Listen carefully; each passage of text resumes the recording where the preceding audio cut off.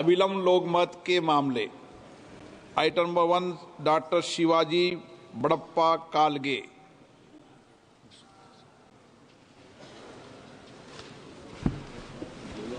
Thank you sir. अध्यक्ष महोदय, महाराष्ट्र राज्य के स्वास्थ्य शिक्षा मंत्री ने हाल ही में बताया कि महाराष्ट्र राज्य के सरकारी अस्पतालों में नकली दवाइयां खरीदी की गई हैं। ये बहुत ही गंभीर बात है और सामान्य लोगों के आरोग्य के साथ ये खिलवाड़ है। मैं आपके माध्यम से सरकार से मांग करता हूं कि इसकी कड़ी से कड़ी जांच की जाए और इसमें जो दोषी लोग हैं इनके बारे में कड़ी से कड़ी कार्रवाई करके इसके आगे ऐसी घटनाएं ना घटे, इसके लिए कानूनी कार्रवाई की जाए। Thank you sir. Doctor Saugata Roy ji. Sir, with your permission, I raise the matter of false voter list all over India, which has been pointed out by Chief Minister Mamata Banerjee. Sir, in a recent speech, Mamata Banerjee showed the papers where it was seen that the same epic number had voters both in Bengal and Haryana. And in Bengal it was in the district of Murshidabad. Again she showed voter cards which had same epic numbers in Burdwan and in Haryana. So this shows that all is not well in the state of Denmark. There are some serious flaws. This has been pointed out earlier with regard to Maharashtra voter list, which had an inflated voter list.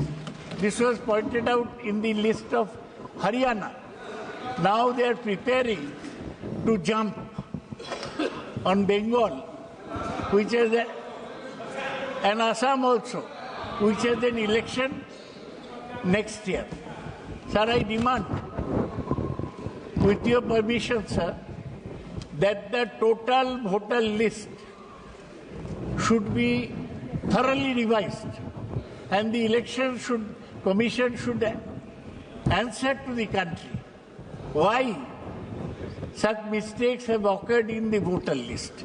They have informed our party that they will let us know within 3 months their approach. We shall meet on behalf of the party, our people will meet the Chief Election Commissioner newly appointed, who was earlier Secretary of the Cooperation Ministry under Amit Shah. We hope that he replies properly. Our agitation on this point will continue. Okay. And in West Bengal. Voter list सरकार बनाती है क्या? Sir, voter list सरकार बनाती है क्या? ये आपको समझाता हूँ। सर, एक सेकंड। आप जानते हैं election commission is under the ministry of law and parliamentary affairs. It is under election commission has to answer to parliament. Sanjay Haribabu Jadhav. Sanctioned by us. Sanjay.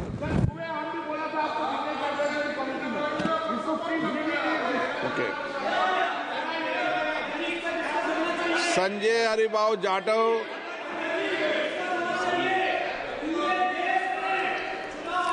अध्यक्ष महोदय. संजय हरिबाबू जाटव. अध्यक्ष महोदय, आप प्लीज. मैं आपके माध्यम से महत्वपूर्ण विषय पर आपका ध्यान आकर्षित करना चाहता हूं. आप बोलिए. मेरे संसदीय क्षेत्र में फसल बीमा योजना के तहत आप बाजू के सदस्य को बोलने दें. आपका भी लॉटरी में खुलेगा जब मौका देंगे. प्लीज. कुछ बाजू के क्षेत्र के किसानों ने बोलिए. मान्य से नहीं बोलना चाहते. आप नहीं बोलना चाहते. अध्यक्ष महोदय, फसल बीमा योजना के तहत जिनके पास महसूली, जो गांव में महसूली जमीन ही नहीं है, आप ऐसे जमीनों के ऊपर प्रतिपक्ष नेता ये बोल रहे हैं ना, इनको बीच में तो रोकना ठीक नहीं है ना। 1 मिनट उनको बीच में तो रोकना। हाँ, क्या बोलिए? स्पीकर सर, आपने सही बात बोली कि वोटर लिस्ट क्या सरकार बनाती है। मैंने नहीं बोला नहीं, आपने बोला क्या, और आपने सही बोला कि सरकार वोटर लिस्ट नहीं बनाती है। मगर पूरे देश में वोटर लिस्ट पर सवाल उठ रहे हैं, हर स्टेट में, हर ऑपोजिशन के स्टेट में, और महाराष्ट्र में black and white voter list पे सवाल उठे हैं। तो पूरा ऑपोजिशन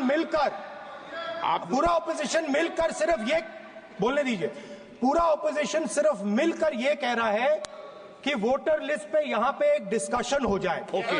आप बनाते नहीं हो, इसको हम एक्सेप्ट कर रहे हैं, आप डिस्कशन तो कीजिए। आनंद भदौरिया जी। Okay, good. हमको भी एक मिनट दीजिए। अध्यक्ष जी, सर, वोटर लिस्ट पे अध्यक्ष जी दे दीजिए। आनंद भदौरिया जी, वोटर लिस्ट पे दो। Sir, in the morning also अभी आपको समय लगेगा प्रतिपक्ष नेता बनने में। आनंद भदौरिया जी। वोटर लिस्ट पे अध्यक्ष जी 30 सेकंड सर, 30 सेकंड। मैं- 30 सेकंड सर, सर 30 सेकंड, इसका बात देंगे। अध्यक्ष जी, वोटर लिस्ट पे बोलने का मौका दे दीजिए अध्यक्ष जी। वोटर लिस्ट पे अध्यक्ष जी, चलिए, अध्यक्ष जी। बैठिए सब, वोटर लिस्ट पर बैठिए। अध्यक्ष जी, अंधेर हो गया है, मैं बड़े अंधेर हो गया है अध्यक्ष चलो, जी। आनंद भदौरिया नहीं बोलना चाहते, नहीं बोल रहे हैं चलो सर, बोल रहे हैं सर। बोलो। अध्यक्ष हमारा जी, सबका हक छीन रहे हैं ये अध्यक्ष जी, बैठकर। वो सब मिला के एक ही है अध्यक्ष जी, अध्यक्ष जी, कोई किसी का हक नहीं छीन रहा है। अध्यक्ष जी, मैं बड़े भारी मन से अब आपके आपका हक छीन सामने लिया प्रतिपक्ष के नेता ने, आपका हक छीन रहे हैं ये। माननीय बोलने का, अध्यक्ष आगे जी, का नंबर ले दूंगा मैं। गंभीर विषय अध्यक्ष जी, मैं बड़े भारी मन से आपका ध्यान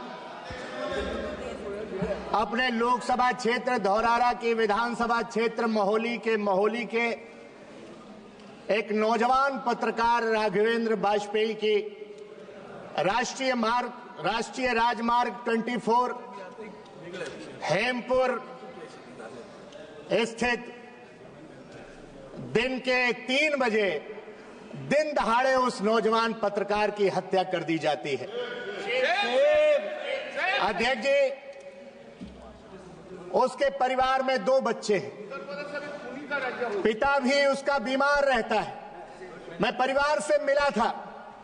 अध्यक्ष जी, दिन के 3 बजे राष्ट्रीय राजमार्ग पर इस तरह हत्या कर दी जाती है। उत्तर प्रदेश में कानून व्यवस्था का ये हाल है अध्यक्ष जी।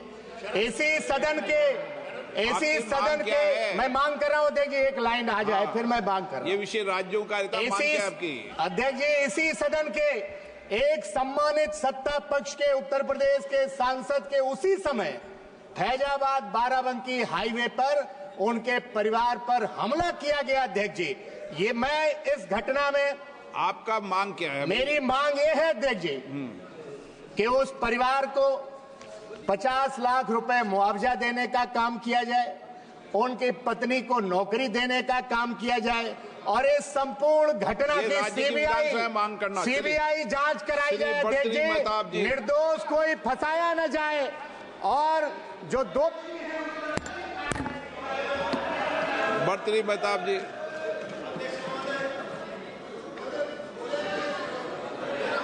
Honorable Speaker, sir, Chaudhar of Cuttack district was at one point of time the citadel of Gajapati kings for many years. But with the ravages of time, the seat of power shifted to Cuttack and subsequently to Khordha. But the remnants of the old fort is there and is called Badhi. This Badhi is significant because it has 4 lateral Kalyan ji, pillars सदन है। signifying 4 doors, that is Chaudhar. To the middle, in the middle there is a granite platform which people say was the seat of an eminent Buddhist monk. It is a protected area by the Manisha, ASI, please. but very little is done to keep that area. पीठ पीछे मत करो, encroachment. सामने से जाओ। Stray cows and goats roam around that area, and there is no permanent boundary wall of any nature to protect and preserve that area other than a signpost of Archaeological Survey of India which says the historical significance of that area. I am told it is more than 10 acres plot of land in middle of Chaudhar municipality and it needs to be protected. I urge upon the government to take immediate steps to appoint guards and construct a permanent boundary to protect this pristine site. Thank you. Thank you, sir. Shri Kaushalendra Kumar ji. आपने 0 our में बोलने का अवसर दिया, इसके लिए बहुत बहुत धन्यवाद। लिस्ट पूरी होने के बाद बैठ जाइए। संसदीय क्षेत्र से आता हूं। मेरे संसदीय क्षेत्र में पीने का पानी का भारी संकट उत्पन्न हो गया है। भूजल स्तर नीचे जाने के कारण पानी का संकट चरम पर पहुंच गया है। बिहार राज्य के दक्षिणी भूभाग के सभी जिलों में, खासकर मेरे संसदीय क्षेत्र नालंदा में पीने की पानी की समस्या गहराता जा रहा है और राज्य के दक्षिणी भूभाग के सभी नदियां इस समय सूख जाती है। राज्य के अन्य जल स्रोत, जलाशय, नहर में भी पानी नहीं है। ऐसी परिस्थिति में मेरा सदन से मांग है, आग्रह है कि केंद्रीय टीम केंद्रीय भूजल बोर्ड CGWB को भेजा जाए कि पीने का पानी की समस्या का आकलन करे और निराकरण करे। उसी आधार पर जिले के सभी पंचायतों को कम से कम 25-25 हथिया चापा कर दिया जाए। बहुत बहुत धन्यवाद महोदय। M. Shri Bharat. Thank you, sir. Thank you, sir. This mic is not switching. Sir, I rise to speak about challenges with our public health and food safety. See, when we get sick, we put medicines and drugs in our body, which is very highly regulated. There's a strong drug regulatory framework. But what makes us sick is eating poor food and adulterated food, and that isn't regulated as strongly. So I'd like to highlight the crisis of food adulteration in the food supply chain and the alarming issue of food safety in our restaurants. We have seen a lot of this in the media and many governments trying to address it. But I'd like to highlight certain points, sir. Firstly, it's the regulatory framework which I think is not as strong as it should be. And the other is the penalties right now are too lenient for those who do any mistake. So we are seeing a lot of establishments really deviate from this and get away with a lot of adulteration and a lot of mixing of very unhealthy ingredients into the food that customers are consuming. The food testing infrastructure is also not very good. That has to be strengthened. So my suggestion, sir, is to address this. There are a couple of things that can happen. One is ensure that the penalties become much stronger and ensure that GST benefit is given to those who maintain food safety. Thank you. Braj Mohan Agarwal ji.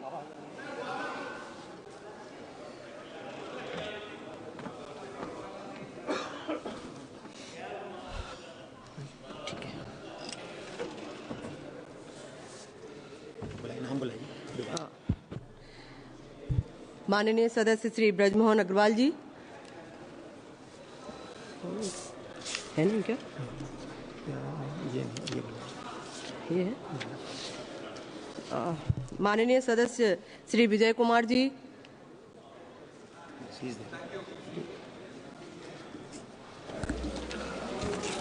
Thank you, Honorable Chairman.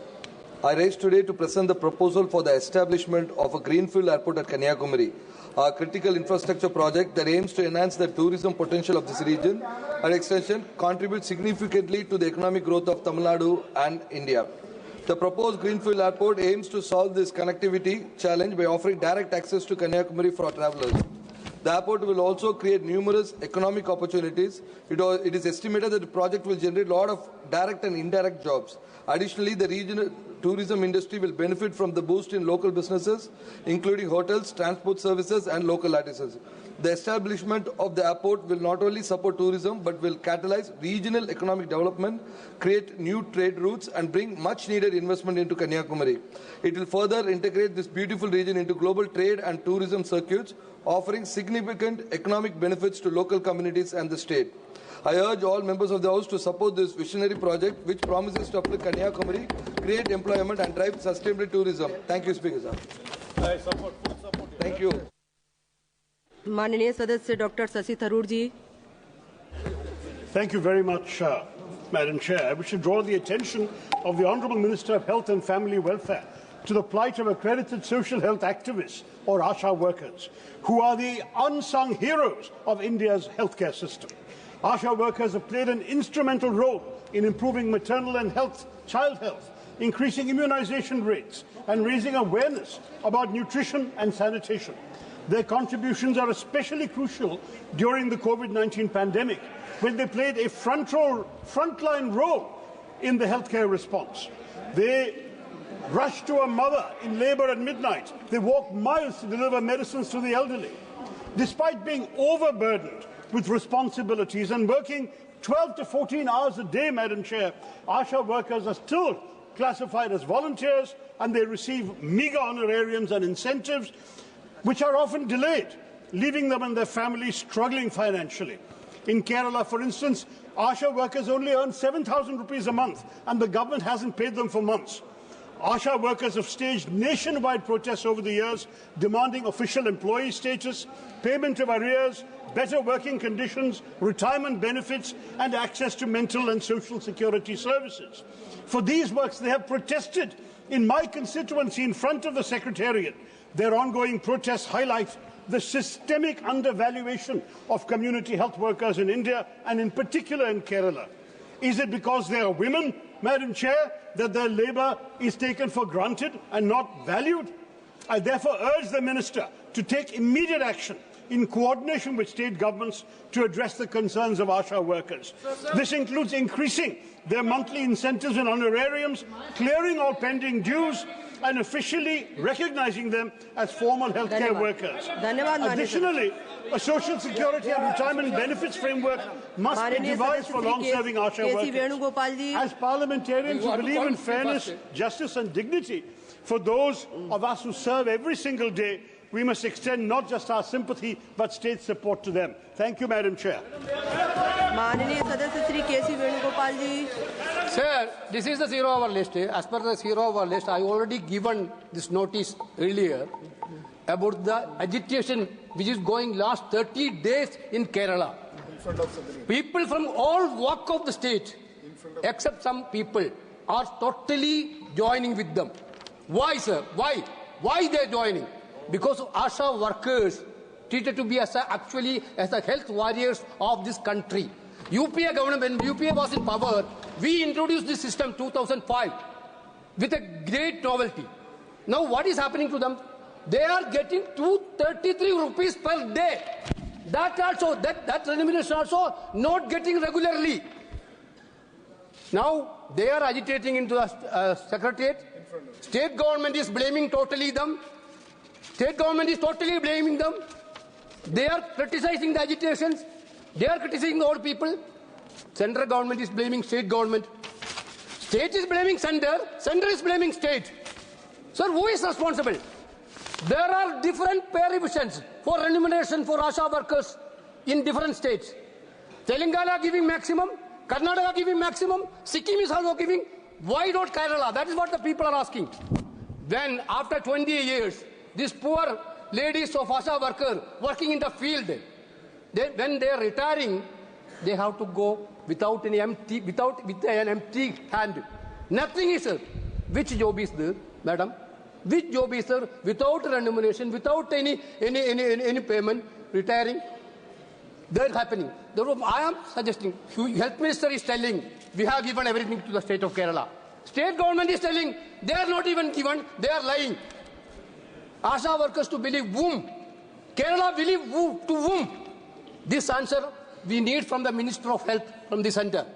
So this answer we needed. So we cannot ridicule the agitators. Those who are coming from the trade union background also criticizing this agitation. This pathetic situation we have to solve. Sir, two demands I am raising, sir. One, there should be a remuneration retiring allowance for ASHA workers. There should be a uniform I'll have a duty or remuneration of 21,000 per month for ASHA workers. Central government has to convene a meeting. They have to fix it. They have to take initiative to stop this agitation. This is what I want to say. Thank you. माननीय सदस्य Shri VK श्रीकंदन ji, please माननीय Shri VK श्रीकंदन ji. Chairperson, respected Chairperson, I wish to speak Malayalam in mother language concerning to ASHA workers in Kerala.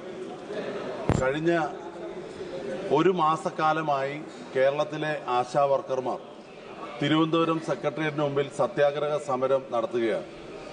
കേരളത്തിലെ പൊതുസമൂഹത്തിന്റെ മുഴുവൻ പിന്തുണയും ആശാ വർക്കർമാർക്കുണ്ട്. വളരെ ന്യായമായിട്ടുള്ള പ്രധാനപ്പെട്ട 3 ആവശ്യങ്ങളാണ് അവരുന്നയിക്കുന്നത്. ഇക്കാലം അത്രയും വെറും 7,000 രൂപയാണ് മാസം അവർക്ക് അലവൻസ് ആയിട്ട് ലഭിക്കുന്നത്. അത് 21,000 രൂപയാക്കണമെന്നുള്ള ന്യായമായ പ്രധാനപ്പെട്ട ആവശ്യം. അതുപോലെ ആശാ വർക്കർമാരെ സ്ഥിരപ്പെടുത്തണം.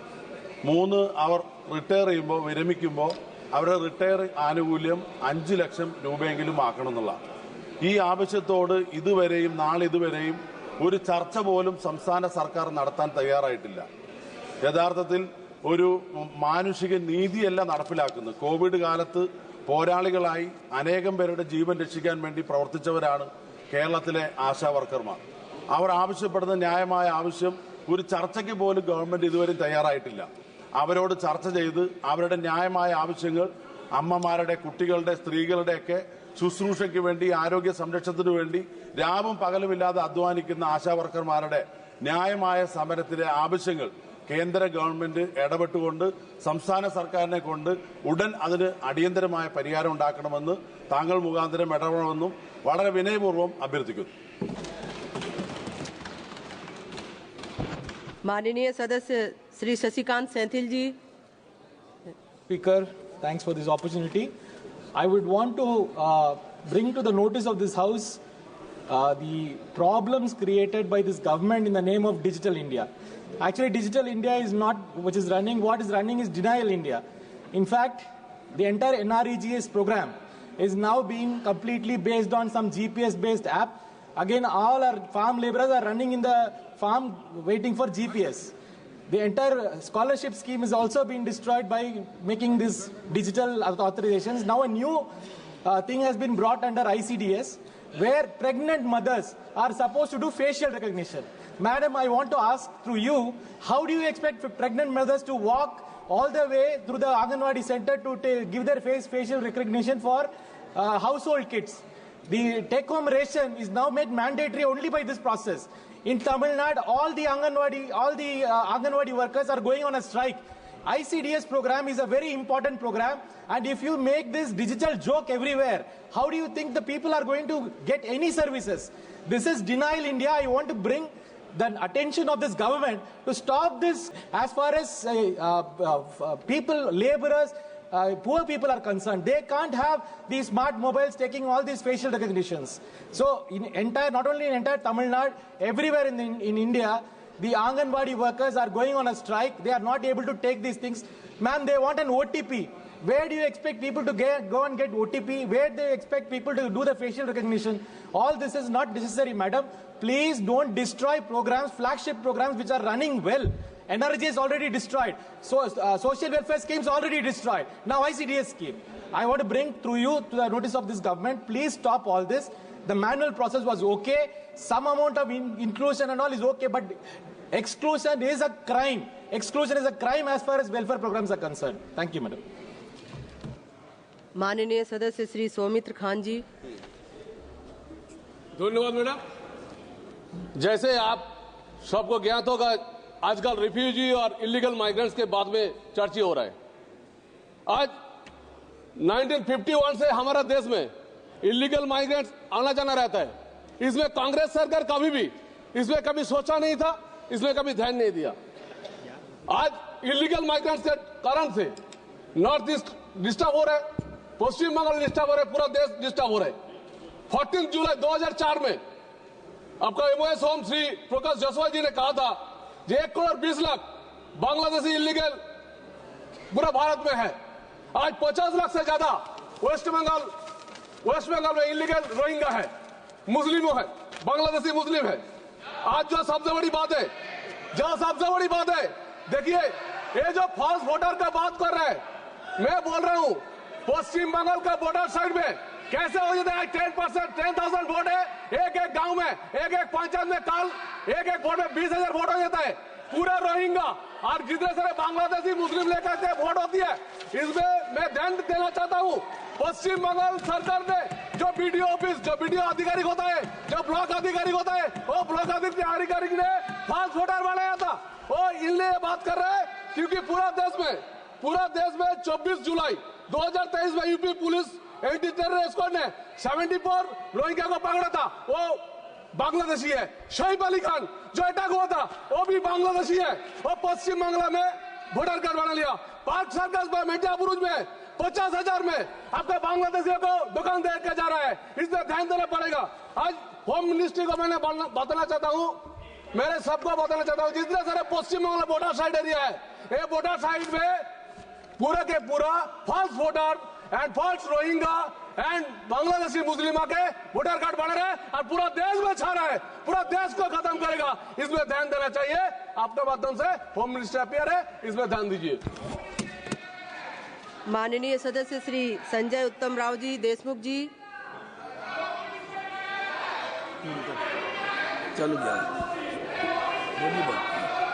अध्यक्ष महोदय, माझ्या यवतमाळ जिल्ह्यामध्ये प्रामुख्याने बाबुळगाव, कळंब, राळेगाव, दिग्रस, दारवा, पुसद, कारंजा, मानोरा आणि लोकसभा क्षेत्रात मोठ्या प्रमाणावर उच्च प्रतीचा कापूस पिकवला जातो।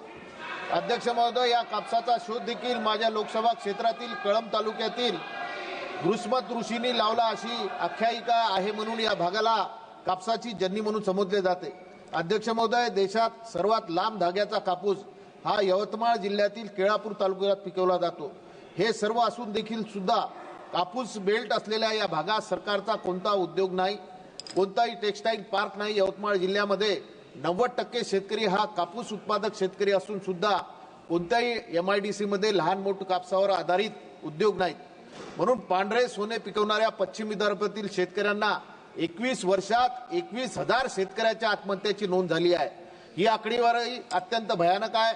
या भागात उद्योगधंदे आणि कापूस सोयाबीनला हमीभाव नसल्यामुळे या भागात सर्वात जास्त आत्महत्या होत आहे। अध्यक्ष महोदय, सोयाबीनचं बघायचं झालं तर US फॉरेन कृषी सर्व्हिस एजन्सीनुसार देशात 2024-25 मध्ये 1,10,000 हेक्टर शेतीवरील 1,26,00,000 टन सोयाबीनचे उत्पादन झाले। यातील 39% उत्पादन हे महाराष्ट्रातील आहे। मराठवाडा आणि विदर्भातील शेतकरी मोठ्या प्रमाणावर सोयाबीनची शेती करतात। अध्यक्ष महोदय, या मोठ्या प्रमाणावर उत्पादन होणाऱ्या सोयाबीनला 2018 मध्ये 6,000 रुपये भाव होता, परंतु आज सरकारने फक्त 4,892 रुपये हमी भाव दिलेला आहे। आणि सोयाबीनचे सेंटर सुद्धा केंद्र सरकार आणि राज्य सरकारने बंद केलेले आहे। शेतकऱ्याचा सोयाबीन आज सुद्धा त्यांच्या घरामध्ये त्या ठिकाणी पडून आलेला आहे। म्हणून अध्यक्ष महोदय, माझ्या यवतमाळ वाशिम जिल्ह्यातील शेतकऱ्याच्या अडचणी दूर करण्यासाठी आम्ही आपल्या मार्फत सरकारकडे विनंती करतो की माझ्या कापूस प्रक्रिया करणारे मोठे उद्योग स्थापन करावे। शेतकऱ्यांना त्यांच्या उत्पादनाचा योग्य मोबदला मिळावा। मोठ्या कापड गिरण्या, सूत गिरण्या, गारमेंट उद्योग तसेच नवीन तंत्रज्ञानावर आधारित प्रक्रिया उद्योग निर्माण करणे खूप गरजेचे आहे। या भागात उद्योग आले तर माझ्या मतदारसंघातील शेतकऱ्यांच्या मालाला योग्य भाव मिळेल, युवकांना नोकऱ्या मिळतील आणि शेतकरी आत्महत्या थांबेल, हे आणि माझ्या भागाचा विकास होईल। थँक्यू अध्यक्ष महोदय। माननीय सदस्य श्री लालजी वर्मा जी। माननीय सभापति जी, आपको बहुत बहुत आभार। आज 75 वर्षों की आज़ादी के बाद भी इस देश के जो संवैधानिक अधिकार अनुसूचित जात, अनुसूचित जनजात और पिछड़े वर्ग को मिला है, वो विभिन्न संस्थानों में पूरा नहीं हो रहा। देश के उच्च संस्थानों IIM और IIT में कुल 13 IIM है, जिसमें 22.8% फैकल्टी सामान्य वर्ग, केवल 5% फैकल्टी SC वर्ग से हैं, 1% ST वर्ग से हैं और 9% OBC वर्ग से हैं। इसी तरह से 21 IIT जो है उसमें 80% फैकल्टी सामान्य वर्ग से हैं, 6% SC वर्ग से हैं, 1.6% ST वर्ग से हैं और 11% OBC वर्ग से। इसी तरह से देश के तमाम केंद्रीय विश्वविद्यालयों में, शिक्षण संस्थानों में, चिकित्सा संस्थानों में भी इनका रिजर्वेशन पूरा नहीं है। और उसका एक कारण जो है माननीय सभापति महोदय, कारण ये है कि जब उनकी रिजर्वेशन की भर्ती निकलती है तो एक्सपर्ट जो बनाए जाते हैं, वो विभाग के द्वारा जो बनाए जाते हैं, वो सब एक सामान्य वर्ग के बना लिए जाते हैं। उस एक्सपर्ट कमेटी में कोई रिजर्वेशन न होने के कारण और जो सदस्य बनाए जाते हैं SC OBC के, वो बहुत जूनियर होते हैं जो उसका विरोध नहीं कर पाते और नॉट फाउंड सुटेबल करके उनका जो है NFS करके उनको अयोग्य करार दिया जाता। इसलिए हमारी मांग है कि विशेष भर्ती अभियान चलाकर रिजर्वेशन का कोटा सभी शिक्षण संस्थानों में, उच्च शिक्षण संस्थानों में पूरा किया जाए और एक्सपर्ट कमेटी जो 3 सदस्यीय बनती है उसमें भी SC और OBC को रिजर्वेशन दिया जाए, जिससे इन वर्गों का हित सुनिश्चित हो सके। धन्यवाद। माननीय सदस्य श्री दिलीप सीकिया जी। धन्यवाद अध्यक्ष महोदय, सभापति महोदया जी। जयतु भारतम जयतु संस्कृतम, विकास भी विरासत भी। आदरणीय प्रधानमंत्री नरेंद्र मोदी जी के नेतृत्व में पिछले 10 सालों में देश में विकास के साथ साथ विरासत को संरक्षण संवर्धन में बड़ा जोर दे रहे हैं प्रधानमंत्री जी ने। मेरा ध्यान भारत सरकार के ओर आकर्षित है। भारत में सभी विश्वविद्यालयों में संस्कृत भाषा को अनिवार्य विषय के रूप में मान्यता देने के ऊपर है। हम जानते हैं संस्कृत भाषा लोक भाषा भी है और ये बहुत बड़े वैज्ञानिक इसका आधार भी है, साइंटिफिक लैंग्वेज भी है। विश्व की सबसे उपलब्ध भाषाओं में संस्कृत सबसे प्राचीनतम भाषा है। वैदिक काल से लेकर आधुनिक काल तक प्राचीन भारतीय सभ्यता और संस्कृति का बहुत बड़ा भंडार भी इसी भाषा में है। आज पूरे विश्व में 50 से अधिक देशों में संस्कृत भाषा के प्रति रुचि बढ़ी है। अमेरिका, ब्रिटेन, जापान, चीन, जर्मनी, ऑस्ट्रेलिया, न्यूजीलैंड, नीदरलैंड समेत ऐसे कई देशों में संस्कृत को अपने विश्वविद्यालयों में एक भाषा के रूप में पढ़ाया जा रहा है। ब्रिटेन की ऑक्सफोर्ड यूनिवर्सिटी, अमेरिका की महर्षि अंतर्राष्ट्रीय university of management and Europa university Sanskrit भाषा में पोस्ट ग्रेजुएट कोर्स प्रदान करता है। इंदिरा गांधी राष्ट्रीय मुक्त विश्वविद्यालय इग्नू में भी हाल ही में संस्कृत से सर्टिफिकेट कोर्स शुरू किया गया है। माननीय प्रधानमंत्री जी का भी आग्रह है, मन की बात में उन्होंने इस विषय को बहुत ही महत्व देकर के बताया है। देशवासियों को संस्कृत भाषा को सम्मान देने और दैनिक जीवन में इसका अपनाने का भी आह्वान किया है। सभापति महोदया, अतः आपसे केंद्र सरकार से मेरा अनुरोध है, नई शिक्षा नीति के अनुसरण करते हुए आने वाले पीढ़ियों को भारतीय सभ्यता और संस्कृति की जानकारी देने के लिए देश के सभी विश्वविद्यालयों में संस्कृत भाषा को एक अनिवार्य विषय के रूप में मान्यता प्रदान करते हुए पाठ्यक्रम में शामिल करने हेतु उचित कार्रवाई करने में श्रम करे।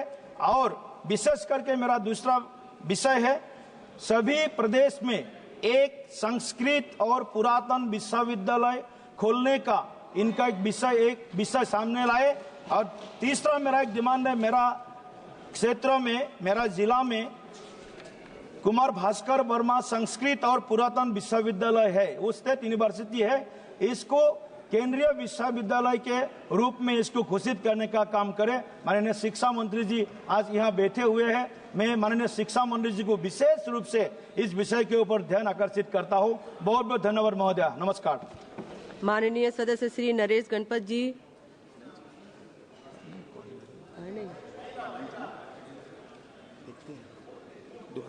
माननीय सदस्य श्री नरेश गणपत महेश्के जी। माननीय अध्यक्ष जी, मैं सदन का ध्यान एम्प्लॉयज पेंशन स्कीम 95 पेंशन योजना के तहत पेंशनर्स की समस्याओं की ओर आकर्षित करना चाहता हूं। देश भर के 78 लाख पेंशनर्स जो केंद्रीय और राज्य सरकार के उपक्रमों, निजी संस्थानों और फैक्ट्रियों से जुड़े हैं, न्यूनतम 1000 रुपया प्रति माह पेंशन पर जीवन यापन कर रहे हैं। ये राशि वर्तमान परिस्थितियों में अपर्याप्त है और उन्हें बुनियादी आवश्यकताओं व स्वास्थ्य सेवाओं से वंचित रखती है। 2013 में कोशियारी समिति, 2018 में श्रम संसदीय समिति और ईपीएफओ की उच्च स्तरीय समिति ने सिफारिश की थी कि न्यूनतम पेंशन 7,500 प्रति माह होनी चाहिए। पेंशनर पिछले 7-8 वर्षों से इस मांग को लेकर आंदोलन कर रहे हैं। उनकी आवाज अब तक अनसुनी रही है। सरकार से मेरा निवेदन है, ईपीएस 95 पेंशन योजना में तत्काल संशोधन किया जाए और न्यूनतम पेंशन 7,500 प्रति माह किया जाए। इससे अतिरिक्त महंगाई भत्ता और पेंशनर्स और उनके परिवारों के लिए निशुल्क स्वास्थ्य सेवाएं उपलब्ध कराई जाए, जिससे न केवल पेंशनर्स के जीवन स्तर बेहतर होगा बल्कि उनके दशकों के योगदान का सम्मान होगा। सदन और सरकार का दायित्व है कि इन वरिष्ठ नागरिकों की समस्याओं को प्राथमिकता दे और उन्हें न्याय प्रदान करे। माननीय सदस्य श्री सफी परमिल जी।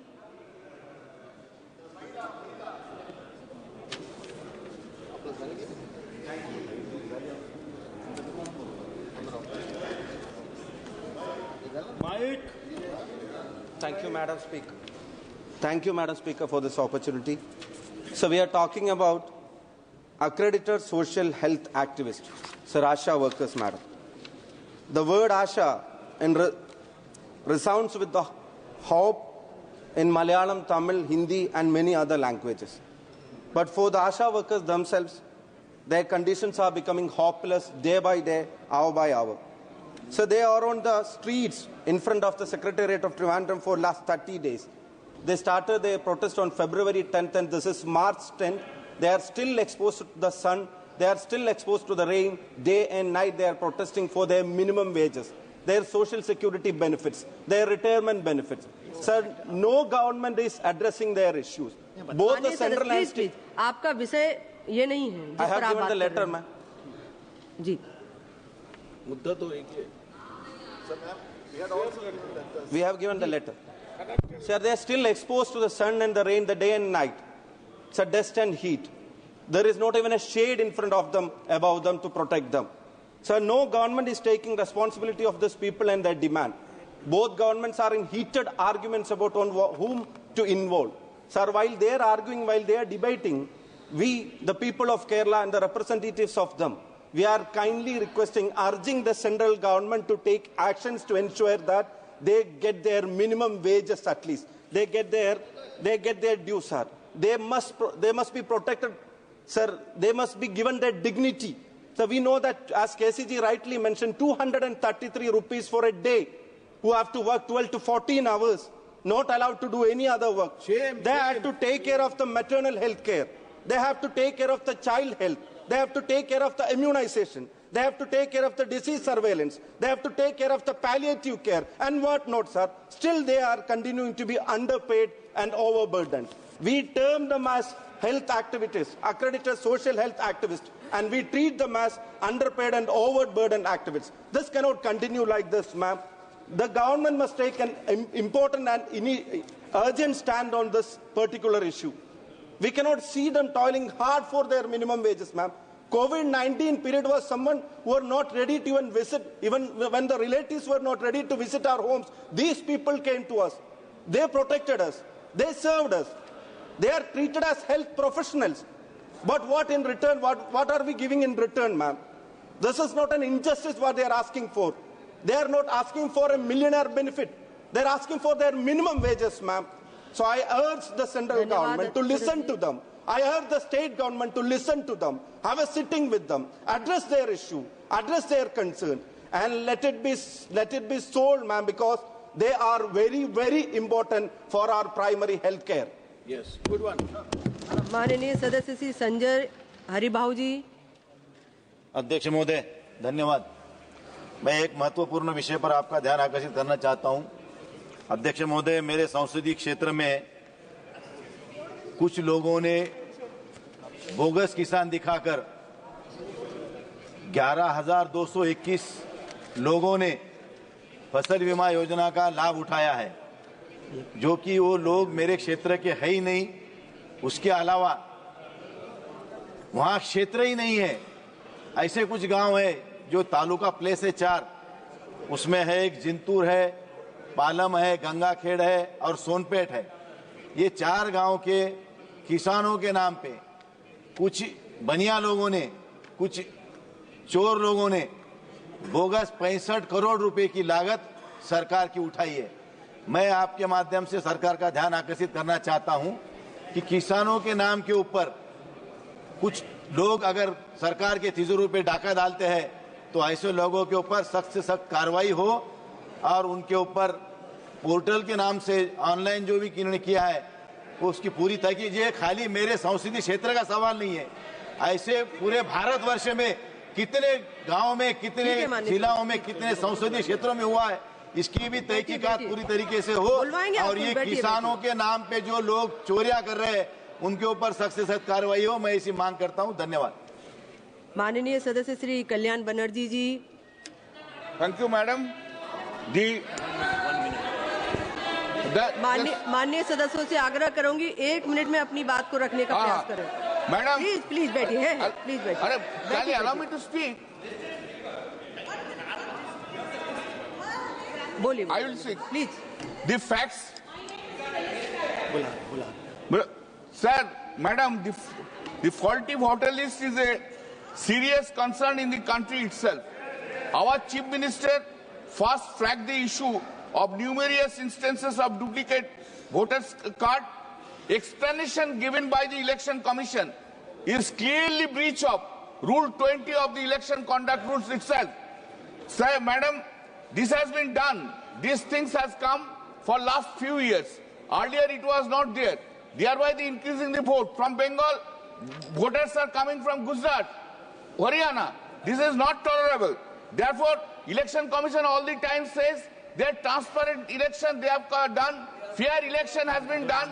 It is clear that there was no transparent election for last few years. There was no fair election for last few years.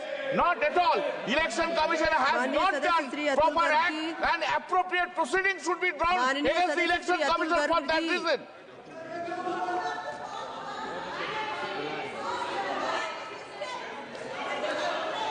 Hello madam, मैं आपका ध्यान कानून व्यवस्था के और बस 2 मिनट बैठिए, प्लीज बैठिए, प्लीज बैठिए। इसके बाद बोलो कंप्लीट अतुल वर्मा। मैडम, मैं आपका ध्यान इस ओर दिलाना चाहता हूँ कि जो झूठ बोल करके गवाहियां देते हैं, झूठे केस करते हैं, उनके खिलाफ कोई कार्रवाई नहीं हो पाती है। आज 3.5 करोड़ क्रिमिनल केस और 1.5 करोड़ केस चल रहे हैं और झूठ बोलने वाला आदमी को खिलाफ कोई कार्रवाई इसलिए नहीं होती है कि सेक्शन 215(1) में केवल जज ही उसके ऊपर रिकॉग्निशन ले सकता है। जो पीड़ित है वो कोई केस कर ही नहीं सकता है। इसके कारण लॉ का दुरुपयोग करते हुए बहुत सारे लोगों को आत्महत्या करनी पड़ती है। सहते हुए बहुत सारे केसों को अनावश्यक रूप से लंबा टाला जा सकता है। पिछले दिनों बहुत बड़ा एक केस हुआ झूठ बोलने के ऊपर। अतुल सुभाष जैसे एक होनहार इंजीनियर को भी आत्महत्या करनी पड़ी। लेकिन जो कोर्ट में झूठ बोलते हैं वो केवल जजों के ऊपर ही जजों की रहम पर ही है और कोई जज झूठ बोलने वाले में केस नहीं करता है। ये जो पीड़ित पक्ष है उसको भी झूठ बोलने वाले के खिलाफ कार्रवाई करने का नियम बनना चाहिए। माननीय सदस्य श्री रकीबुल हुसैन जी। माननीय सदस्य श्री रकीबुल हुसैन जी।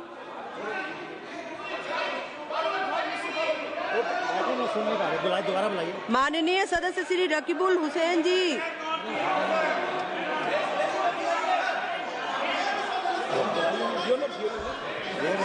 Sir, I'm not hearing. Let me speak.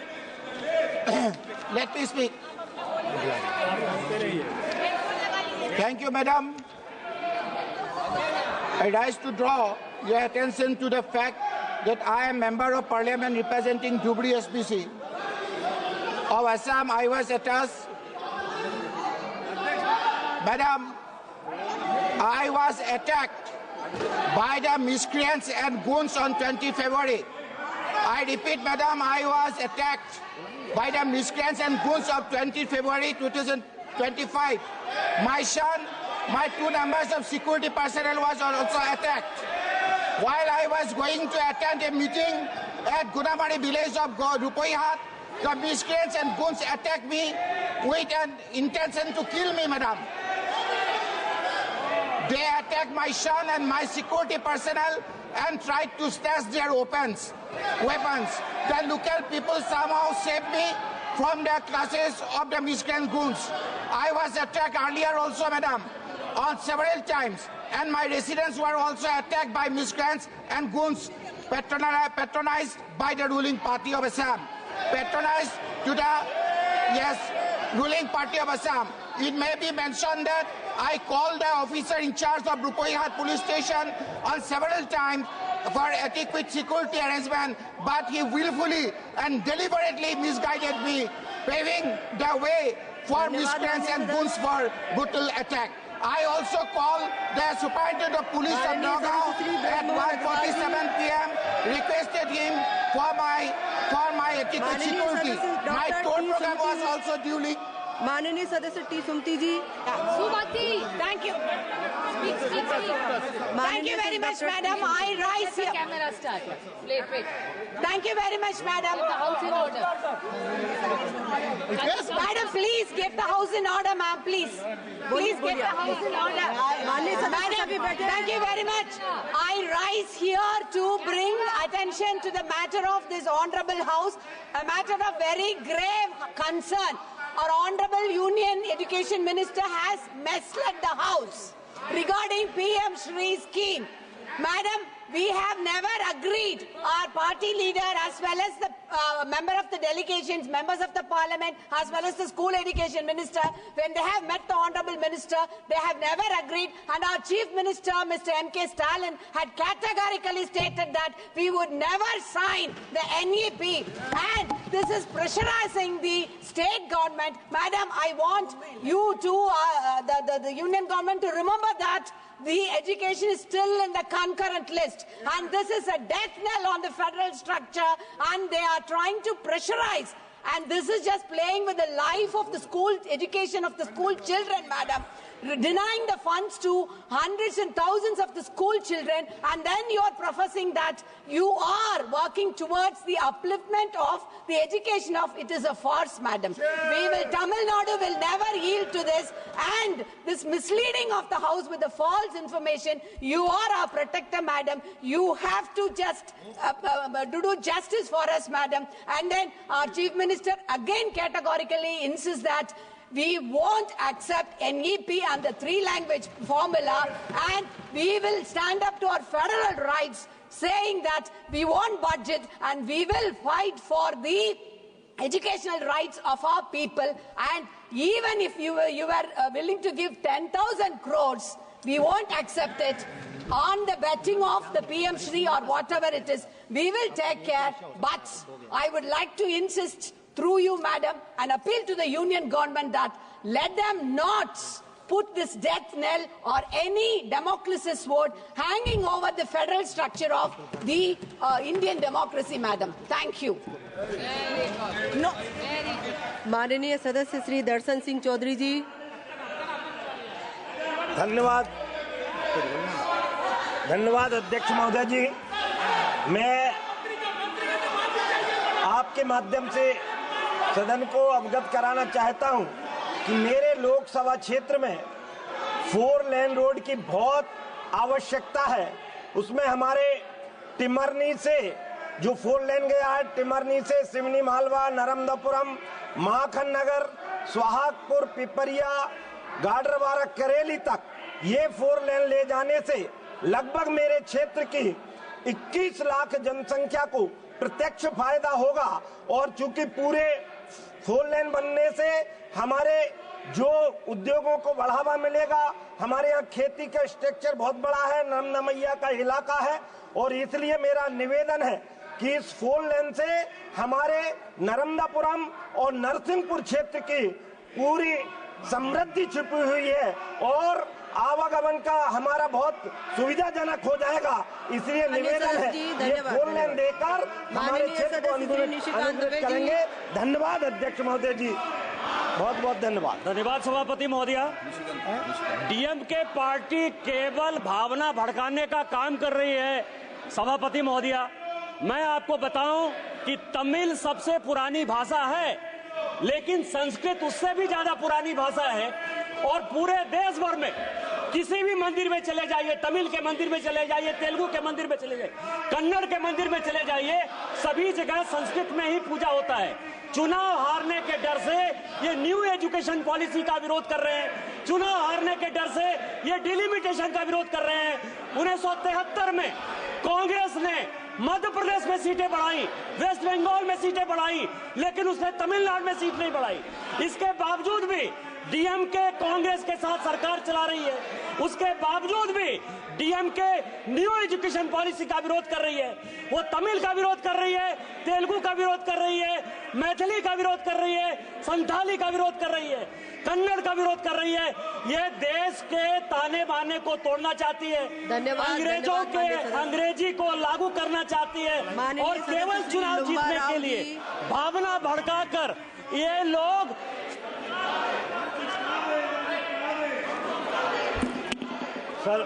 Sir अध्यक्ष महोदय बहुत बहुत धन्यवाद। माननीय अध्यक्ष महोदय, मेरे लोकसभा क्षेत्र सिरोही जालोर के 7 लाख प्रवासी बाहर रहते हैं, विभिन्न शहरों में रहते हैं। मेरा आपसे निवेदन है कि अभी गर्मियों की छुट्टियों के अंदर स्पेशल ट्रेन चलाई जाए, जिसमें बेंगलोर से जोधपुर, हैदराबाद से जोधपुर, कोयम्बटूर से जोधपुर और चेन्नई से जोधपुर। सर, मेरा निवेदन है कि कोयम्बटूर भगत की कोठी से जो ट्रेन पूर्व में चालू थी, उन्हीं को पुनः चालू करके नियमित की जाए। धन्यवाद अध्यक्ष महोदय। देश आजाद होकर के 75 साल के अंदर भी मेरे लोकसभा क्षेत्र सिरोही जिला हेडक्वार्टर से रेलवे से नहीं जुड़ा हुआ है, उसे जुड़ाने के लिए स्वरूपगंज से क्या किया जाए। माननीय सदस्य के सुरेश जी, आपसे निवेदन है कि बाद में Honorable Chairman, sir, I wish to draw the attention of the House to the grave financial distress faced by paddy farmers due to the current system of payment being routed through the paddy receipt sheet loan mechanism via bank in Kerala. विराजे आप अपने स्थान पर Directly, farmers are being forced into a loan-based payment system, which adds unnecessary financial burden, delay payments, and subject to interest reduction. The indirect payment system deprives farmers of immediate access to their earnings, leaving them at the mercy of banking procedures and fluctuating interest rate. This is the very purpose of minimum support price, which is need to. Madam. Thank you very much, Madam Chairperson. Most of the honourable members from Kerala has already.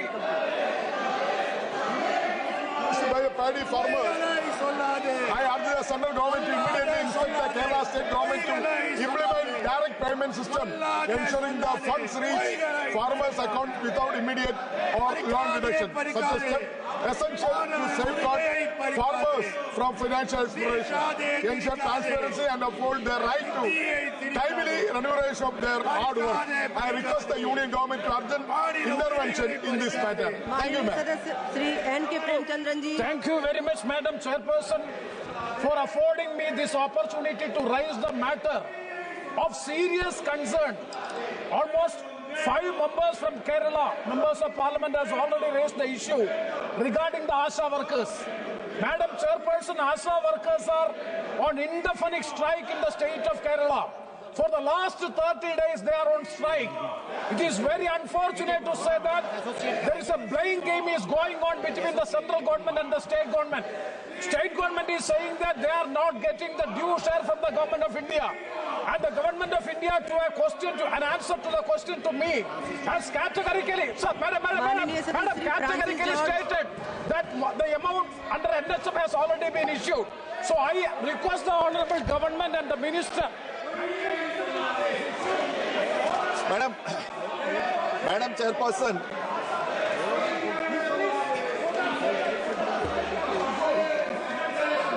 Madam, I want to raise this particular issue, Madam. Madam, please, sir, out of the 9,000 rupees which they get, something below 9,000, the honorarium is only 6,000 rupees given by the state, and the central incentive is only 2,000 rupees, Madam. It is just peanuts. And the amount of work these poor women do, Madam, that has to be taken into consideration. They are not considered as government employees. They are considered as volunteers, and they don't have any service, benefits. They don't have any retirement benefits, and they have to retire empty-handed. Madam, this is absolute injustice, and the honorarium and also the central incentive, Madam.